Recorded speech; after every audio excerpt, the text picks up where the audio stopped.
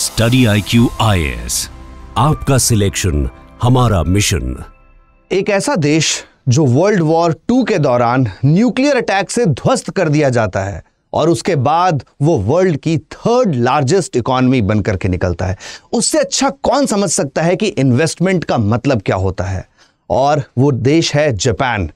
बहुत अच्छी खबर यह है कि अब जापान इंडिया में इन्वेस्ट करने जा रहा है $68 बिलियन, यानी कि 1000 ट्रिलियन येन आने वाले 10 सालों में। इंडिया के लिए बहुत अच्छी खबर है, वो भी तब जब डोनाल्ड ट्रंप ने 50% से ज्यादा टैरिफ लगा दिया है इंडिया के अगेंस्ट। इंडिया एक अल्टरनेटिव मार्केट सर्च कर रहा है और हमने देखा कैसे यूरेशियन इकोनॉमिक यूनियन के साथ भी बातचीत चल रही है टर्म्स ऑफ रेफरेंस पे, और RCEP के साथ भी बात चल रही है। और उस समय जापान अपने लिए एक इन्वेस्टमेंट जो हमेशा सक्सेसफुल रहा है, प्रॉफिटेबल रहा है, इंडिया। एक सवाल और उठता है, लास्ट 2 डिकेड्स में यह देखा कि वो डेवलपमेंट का पैसा, इन्वेस्टमेंट जो जापान कर रहा है वो इंडिया में ही क्यों करेगा। चाइना भी तो एक ऑप्शन है, बीजिंग की जगह बेंगलुरु क्यों। इस चीज को हम डिकोड करते हैं और समझते हैं कि किस तरीके का डिपेंडेबल, क्रेडिबल इन्वेस्टमेंट अपॉर्चुनिटी है इंडिया जापान के लिए। इसके पहले देखा गया कि लास्ट 2 डिकेड्स में बहुत ज्यादा इन्वेस्टमेंट आई थी जापान की तरफ से चाइना में, बट व्हाट हैपेंड 1990s से 2010 तक हमने देखा the investment kept on increasing. लेकिन लास्ट डिकेड में हमने ये देखा है कि 60% ड्रॉप हुआ है जापान के अंदर। वो इन्वेस्टमेंट लास्ट 2 डिकेड से ये हम देखते जा रहे हैं कि ड्रॉप हो रहा है लास्ट 1 डिकेड में। क्या है कारण उस ड्रॉप होने का? अब जापान की इकोनॉमी में जो वर्कर्स के कॉस्ट हैं, वेजेस हैं, डेली वेजेस बढ़ रही हैं। अब जापान जो है वहां पर सेंट्रलाइज्ड कंट्रोल बहुत ज्यादा है क्योंकि अथॉरिटेरियन इकोनॉमी है, वहां की डेमोक्रेसी फंक्शनल नहीं है। जापान को समझ में आ रहा है कि एक डेमोक्रेटिक स्टेट चाहिए। भले यहां पर बहुत अच्छी रोड हो, चाइना में, इंडिया के रोड्स में पॉट होल्स हैं, बट क्रेडिबिलिटी है डेमोक्रेसी की, दैट इज मोर इंपॉर्टेंट। यहां पर ट्रेड वॉर शुरू हो चुका है जापान में। आप देखोगे ट्रेड वॉर विथ USA शुरू हो चुका है और जापान एक क्लोज अलाई रहा है USA का। हम देखेंगे क्वाड में India is a member with Japan over there, हमारी पार्टनरशिप बहुत अच्छी है। और चाइना जो है ग्लोबल जियोपॉलिटिक्स में फंसा हुआ दिख रहा है, जिसकी वजह से एक सेफ अपॉर्चुनिटी इंडिया के फॉर्म में है। और वो इंडिया के फॉर्म में अब से नहीं, बहुत पहले से है। हम उसको देखेंगे कैसे सुजुकी की इन्वेस्टमेंट से अब यहां पर एक फैक्ट्रीज का एक्सपेंशन शुरू हो गया है। कौन कौन सी जापान की डिफरेंट ब्रांड्स हैं जो इंडिया में इन्वेस्ट कर रही हैं। No longer about Chinese market. Japan जो है अब चाइना की मार्केट पे ट्रस्ट नहीं कर रहा है, डिपेंडेबल नहीं रही वो मार्केट। वहां पर सप्लाई चेन में एक नेशनलिज्म आ चुका है। चाइना चाहता है हर एक सप्लाई चेन को खुद ही कंट्रोल करना, मैन्युफैक्चरिंग पावर हाउस बन चुका है वो। लेकिन सस्टेनेबल मिनरल की जरूरत है ग्रोथ के लिए, तो जापान ये भी जानता है मिनरल सिक्योरिटी पार्टनरशिप के तहत इंडिया भी उसका मेंबर है और इन मिनरल्स की सप्लाई जापान में होती रहनी चाहिए, जिसकी वजह से वो अब शिफ्ट कर रहा है अपने मेजर इन्वेस्टमेंट्स को टुवर्ड्स इंडिया। एक और चीज है, नाउ इंडिया की जो पॉपुलेशन है वहां पर यूथ बहुत ज्यादा है। 2040 तक मैक्सिमम यूथ पॉपुलेशन होने वाली है, तो सप्लाई चेन ऑफ फ्यूचर क्या है? इंडिया है। Therefore, 2023 में आप देखोगे Japanese investments in China dropped by 11.5% year on year. China के अंदर वो ड्रॉप करते ही जा रहा है, बहुत तेजी से गिरता जा रहा है इन्वेस्टमेंट। और इंडिया के केस में जब शुरुआत हुआ था 1991 में, लिबरलाइज हुई थी हमारी इकोनॉमी, तब वहां से पहली बार इंडिया में इन्वेस्टमेंट आती है, जापान से मेजर इन्वेस्टमेंट आती है। और 1991 में इंडिया ने अपनी इकोनॉमी खोली और जापान को दिखा एक पोटेंशियल कि यस, इंडिया में इन्वेस्टमेंट किया जा सकता है, और वो इन्वेस्टमेंट बहुत बड़ा हुआ। आप देखोगे कि मारुति सुजुकी 1982 में एंट्री ली थी और 1982 के बाद से जब हमने ओपन कर लिया था 1991 में, तो यहां से प्रोडक्ट्स एक्सपोर्ट हो पा रहे थे ग्लोबली। वो प्रोडक्ट्स एक्सपोर्ट होते होते इंडो जापानीज इंडस्ट्रियल सिनर्जी का काम करते हैं। Cabinet approves Maruti Suzuki product, और इसके बाद एक work culture similarity, absorption of Indian work culture into Japanese company, ये देखा गया और प्रॉफिटेबिलिटी बढ़ती रही। ये सिर्फ एक कार की पार्टनरशिप नहीं थी जो इतनी पुरानी शुरू हुई थी। 1991 के बाद इसके impacts ease of doing business के तहत देखे जाने लगे। 2005 के बाद post 2005 Japanese firms found renewed comfort, उनका इन्वेस्टमेंट और तेजी से बढ़ा इंडिया में। और आप देखोगे आज के डेट में इतनी सारी जापानीज कंपनीज, 1369 कंपनीज इंडिया में अलग अलग स्टेट में काम कर रही हैं, चाहे वो आपका नॉर्थ ईस्ट हो, चाहे साउथ इंडिया का तमिलनाडु हो, कोयम्बटूर हो, या गुजरात का अहमदाबाद हो। आप ये दीज कंपनीज लाइक याकुल्ट आपने जरूर कंज्यूम किया होगा, ब्रिजस्टोन के tyres, Toyota vehicles, Isuzu, Toshiba, Panasonic, okay, Maruti Suzuki, हर एक पार्ट में इन्वेस्टमेंट है, हर एक डिफरेंट इंडिया के स्टेट के ज्योग्राफी में इन्वेस्टमेंट है जापान का। और जापान को पता चला कि ये बहुत प्रॉफिटेबल इन्वेस्टमेंट्स हैं, डिपेंडेबल इन्वेस्टमेंट्स हैं, क्रेडिबल इन्वेस्टमेंट्स हैं। इसका कारण क्या है, इसको एनालाइज करना है आज हमें, क्योंकि जापान बहुत सोच समझ करके ये फैसला ले रहा होगा। Japanese companies now operate over 1400 facilities across India, auto parts, electronics, chemicals, fintech and more. आप देखोगे भरोसा दिखाया जा रहा है कि इंडिया ऑलरेडी रिसीव किया है 2024 में 1.8 billion Japanese foreign direct investment. Singapore के बाद भारत जो है सबसे बड़ा डेस्टिनेशन है फॉरेन डायरेक्ट इन्वेस्टमेंट का जापान की तरफ से। चाइना से भी ज्यादा इन्वेस्टमेंट इंडिया में आ रही है। जापान का प्रॉफिट आप देखिए किस तरीके से सर्ज होता है। इंडिया जापान बिजनेस कॉन्फ्रेंस में ये डेटा दिखाया गया, this is by a Japanese firm. यहां पर सीईओ से पूछा गया कि आपको क्या लगता है कि आप प्रॉफिट कहां पर ज्यादा कमा पाएंगे, चाइना में या फिर इंडिया में। तो प्रॉफिटेबिलिटी के लिए 70% of Japanese companies in India said कि उनको लगता है कि टर्न ज्यादा प्रॉफिट इंडिया में होगा, और in China that number was only 58.1%। तो चाइना में निवेश करने वाले लोगों की संख्या वैसे ही कम होती जा रही है। ये नंबर आप देखेंगे 2023 में 70s को टच करता हुआ। तो इंडिया में इन्वेस्टमेंट सेंटिमेंट बहुत अच्छा है, रिटर्न्स बहुत अच्छे मिले हैं। ऐसा क्यों हो पा रहा है, What is the reason behind it? India में लेबर कॉस्ट, इस ग्राफ को देखेंगे, चाइना में सडनली आप देखिए लेबर कॉस्ट 2010 के बाद से पीक कर गया है, बहुत ज्यादा तेजी से उठ गया है। वेयर एज इन इंडिया ये लेबर कॉस्ट अभी भी यहां पर है। तो labour cost number 1, stability of Indian economy, growth of Indian economy number 2। Indian economy gradually slow है पर डिपेंडेबल ग्रोथ है।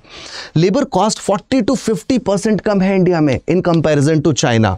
इंडिया के पास बहुत बड़ा कंज्यूमर मार्केट है। आप मारुति की गाड़ी देखिए, घर घर में है मारुति सुजुकी, चाहे वो ऑल्टो हो, वैगनार हो, चाहे वो आपकी स्विफ्ट डिजायर हो।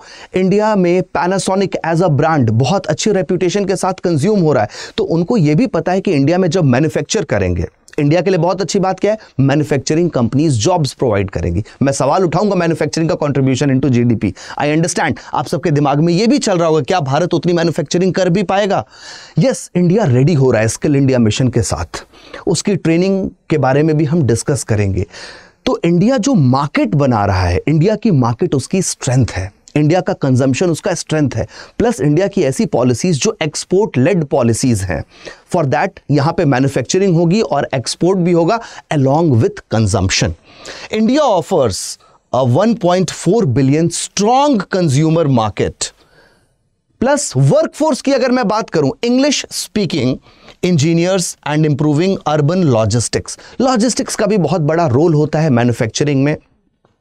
अब हम डेडिकेटेड कॉरिडोर्स बना रहे हैं इंडस्ट्रीज को कनेक्ट करने के लिए, और इसके थ्रू हम पोर्ट लेड डेवलपमेंट पे भी जाएंगे। अभी विजिंजम एंड वाधवन जैसे बड़े बड़े port, mother of all ports India में, डीप वाटर पोर्ट्स डेवलप हो रहे हैं, जिसके थ्रू एक्सपोर्ट हो सकता है वेस्टर्न मार्केट में भी।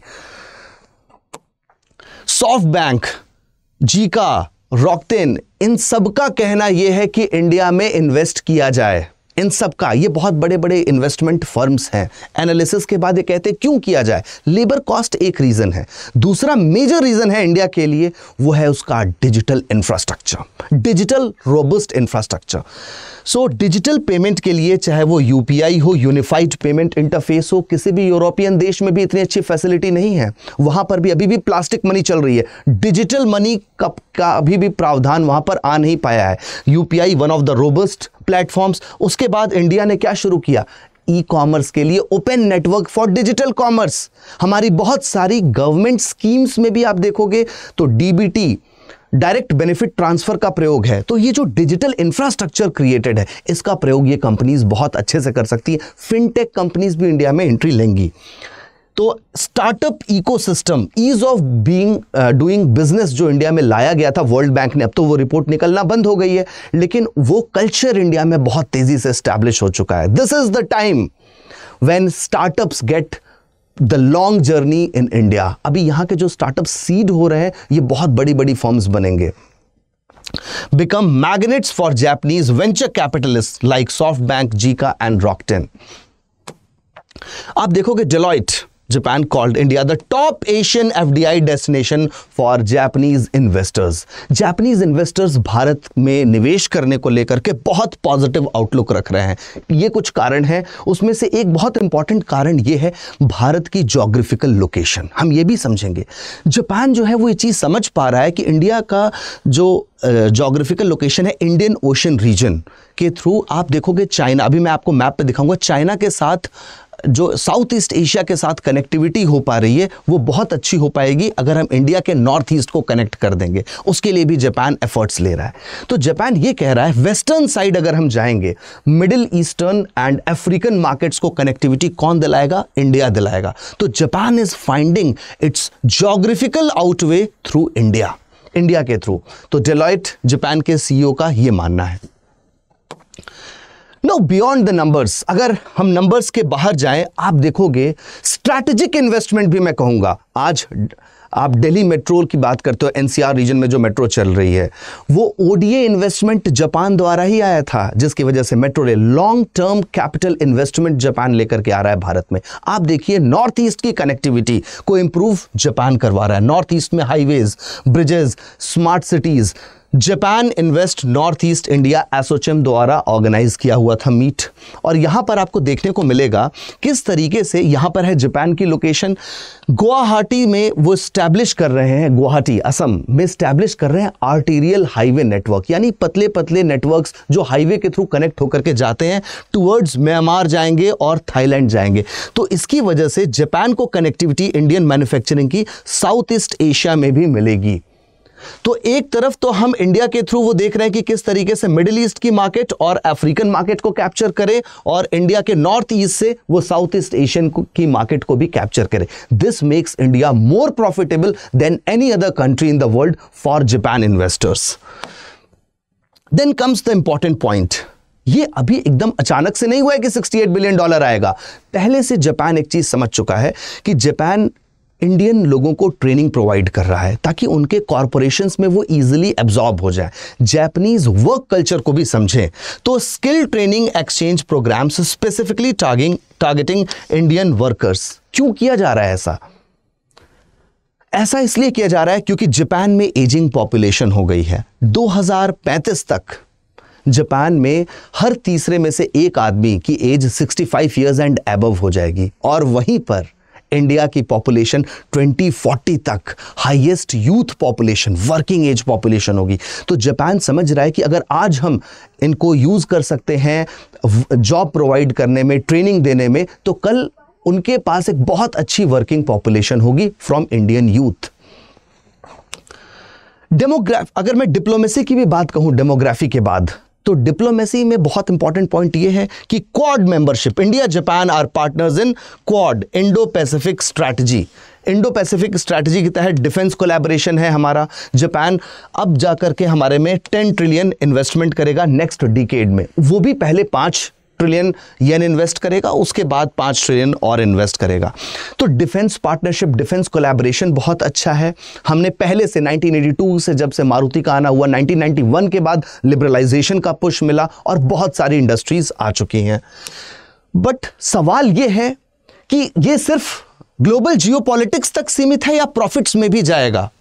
सवाल यह है कि इंडिया में जो, अगर जापान की मैं बात कहूं तो सबसे इंपॉर्टेंट है वहां पे पंक्चुअलिटी। वर्क कल्चर में नंबर 1 थिंग इज पंक्चुअलिटी, और इंडिया में डिले हो जाते हैं प्रोजेक्ट, हमारे खुद के सरकार के प्रोजेक्ट्स डिले हो जा रहे हैं। तो क्या जो हम प्रॉमिस करने वाले हैं उसको डिलीवर कर पाएंगे, whether it be manufacturing, whether it be establishing of projects.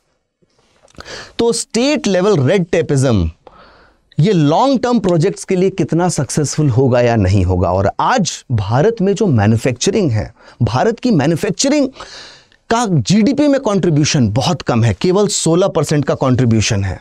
ये 16% का कंट्रीब्यूशन बहुत तेजी से आगे बढ़ाना पड़ेगा, तब जाकर के हम जापान के इस इन्वेस्टमेंट को मीट आउट कर पाएंगे बहुत अच्छे से। इंडिया में इनफॉर्मल वर्कफोर्स बहुत ज़्यादा है, 80 to 90% इनफॉर्मल वर्कफोर्स है, जहाँ पे हमको इसको स्किल दे करके इसको फॉर्मल सेटअप में ले आना पड़ेगा, तभी एम्प्लॉयबल हो पाएगा हमारा वर्कफोर्स, तभी उन जॉब्स को हम टैप कर पाएंगे जो पोटेंशियल क्रिएट हो रहा है। सो मैं कहूँगा ये बहुत बड़ी अपॉर्चुनिटी है in the time of crisis, जब इंडिया को 50% टैरिफ का सामना करना पड़ रहा है, उसकी मार्केट्स को करना पड़ रहा है, उसी समय पर एक नई अपॉर्चुनिटी आ रही है जो इंडिया में मैन्युफैक्चरिंग को बूम करने जा रही है। तो इंडिया के लिए एक बहुत अच्छी अपॉर्चुनिटी है और जापान के लिए एक प्रॉफिटेबल इन्वेस्टमेंट है। So this is going to be very good। India का अगर आप लॉजिस्टिक्स कॉस्ट देखोगे तो वो 13 से 14% है जीडीपी का, जो कि बहुत हाई है, चाइना के लगभग डबल है। चाइना की सड़कें बहुत अच्छी हैं, वेरी फास्ट एफिशिएंट लॉजिस्टिक्स, लेकिन logistics cost per capita GDP तो यहां पर है इंडिया। ठीक है, 3 पॉसिबल फ्यूचर्स हैं यहां पर, या तो ये ऑप्टिमिस्टिक इन्वेस्टमेंट होने वाली है, या फिर अगर इंडिया ने अभी बहुत जल्दी से अपने स्किल पे काम नहीं किया तो ये इनइक्वालिटी भी प्रमोट करेगा। बिकॉज कुछ ऐसे पॉकेट्स, सेक्टर्स बनते चले जाएंगे, जैसे ग्लास बिल्डिंग्स ऑफ गुड़गांव, आपका सिलिकॉन वैली ऑफ बेंगलुरु, जहां पे बहुत ज्यादा इन्वेस्टमेंट आएगा। लेकिन what about Jharkhand and Bastar regions? हमें यह भी ध्यान देना पड़ेगा कि ये इन्वेस्टमेंट इक्विटेबल ग्रोथ इंडिया में प्रोवाइड करें। आप मुझे जरूर बताइए कि जापान का इन्वेस्टमेंट इंडिया के लिए कितना ज्यादा जरूरी है और इंडिया इसको किस तरीके से अपने सेक्टर्स में डाइवर्सिफाई करके इस्तेमाल करे। India Japan bet, a partnership that can change the whole face of Asia. पूरा का पूरा फेस एशिया का बदल सकता है। मुझे जरूर बताइएगा। एक क्वेश्चन है आपके लिए, you can pause the video and tell me the correct answer in the comment box. All the students जो यूपीएससी सिविल सर्विसेज की तैयारी कर रहे हैं, आपके लिए बहुत खुशखबरी है, that is season cell ending. वहां पर क्या हो रहा है कि आपको हमारा प्रीलिम्स टू इंटरव्यू का लॉन्ग टर्म बैच बहुत कम प्राइस पे मिल रहा है, और भी डिस्काउंट मिल जाएगा अगर आप कोड यूज करोगे ART लाइफ। आप रीच आउट भी कर सकते हो मुझे 7303212303 पे। अगर आपको कोई भी गाइडेंस चाहिए कि कोर्स की डिटेल्स क्या है, किस तरीके से मेंटोर्स आपकी हेल्प करेंगे, आपकी क्लासेस किस तरीके से शेड्यूल्ड हैं, प्रीलिम्स के पहले कुछ एक्स्ट्रा प्रिपरेशन क्या कराई जाएंगी, आपको जो बुक्स भेजी जाएंगी उन बुक्स में क्या क्या किताबें होती हैं, सो आप बिल्कुल आप रीच आउट कर सकते हो। ये कोर्स इंग्लिश में, हिंदी में और इंग्लिश तीनों भाषाओं में अवेलेबल है। करंट अफेयर्स, लास्ट 1.5 ईयर का high yielding important topic current affairs का एक कंपाइलेशन है, मैंने ही उसमें पढ़ाया है और उसमें हैंडआउट्स बहुत इंपॉर्टेंट हैं। ज़रूर आप इसका फ़ायदा उठाइए। Almost it is free of cost for you. आप वेबसाइट पे जाएंगे, उसका लिंक वीडियो के नीचे भी आ रहा होगा, उसको क्लिक कीजिए और ज़रूर चेक कीजिए करंट अफेयर्स पढ़ा कैसे जाता है, और उसके हैंडआउट्स, मोस्ट प्रीशियस हैंडआउट्स, उनको ज़रूर डाउनलोड करके लीजिए आप, सो दैट कि आपकी जो इस ईयर की करंट अफेयर्स की प्रिपरेशन है वो बहुत इफिशियंट हो सके। This is helpful for all the civil services examinations, चाहे वो स्टेट PCS हो, चाहे वो UPSC हो। आप कोई भी प्रिपरेशन कर रहे हो, आप जरूर इसका फायदा उठाइए, नीचे लिंक पे दिया गया है। Thank you everyone. Study IQ IAS, आपका सिलेक्शन हमारा मिशन।